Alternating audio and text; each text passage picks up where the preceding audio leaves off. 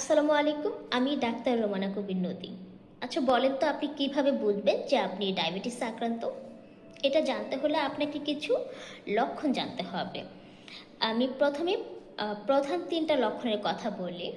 ১ হচ্ছে ঘন ঘন প্রস্রাব পাওয়া, ২ অনেক বেশি পিপাসা পাওয়া, আর ৩ হচ্ছে আপনার ওজন কমে যাওয়া।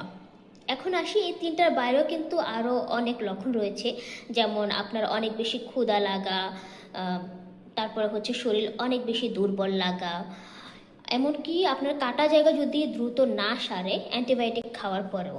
এসব লক্ষণ দেখলে আপনাকে অবশ্যই একজন ডাক্তারের কাছে যেতে হবে আর কিছু টেস্ট করতে হবে।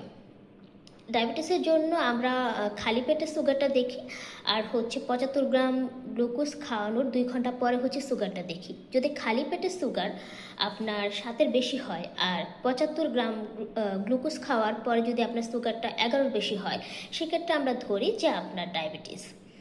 আরেকটা ক্রাইটেরিয়া হচ্ছে HbA1c, সেটা যদি আপনার 6.5 বা এর বেশি হয়, সেক্ষেত্রেও আমরা ধরি যে আপনার ডায়াবেটিস।